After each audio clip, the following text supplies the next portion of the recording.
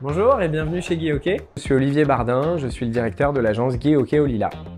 Je suis issu d'une école de commerce, l'ISG. J'ai fini cette école de commerce en 2008-2009 et je me suis orienté vers la finance de marché. Je suis arrivé pile poil en 2008-2009, donc du coup les subprimes sont passés par là. Et je me suis complètement redirigé vers l'immobilier puisque un peu par hasard j'avais de la famille dans l'immobilier et donc c'était assez naturel pour moi de me tourner vers ce métier-là.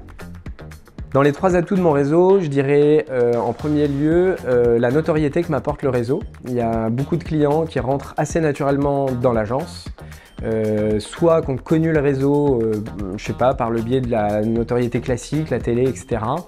Soit aussi par le biais des rencontres qu'ils ont pu faire avec des agents Guy Hockey. Ça s'est bien passé et du coup naturellement ils reviennent chez nous. Le deuxième atout, je dirais que c'est la convivialité qu'on arrive à retrouver à la fois entre franchisés et au sein du siège. On peut se voir en dehors du business aussi. Et le dernier point, je dirais que c'est l'accompagnement que va nous apporter le siège tout au long de l'année et sur des tâches qui peuvent être à la fois basiques et compliquées, mais un vrai accompagnement du siège. Je dirais que ce qui me plaît et ce qui m'anime au quotidien, c'est l'humain. J'ai besoin d'humain pour ma vie, pour travailler. Et quand je dis d'humain, en fait, c'est tout simplement la relation que je vais créer avec à la fois mes clients et à la fois mon équipe. C'est ça qui me fait apprécier le fait de venir le matin. Donc c'est quelque chose que j'aime et c'est quelque chose qu'il faut aimer pour faire ce boulot-là.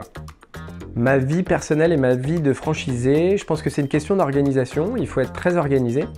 Et ça tombe bien, c'est un peu aussi le penchant de ce travail. Il faut être bien organisé puisqu'il y a beaucoup de contacts. Donc l'organisation est un point clé. Et pour que ça se passe bien entre la famille et le travail, eh bien, il faut réussir à le cloisonner et en tout cas à bien l'organiser.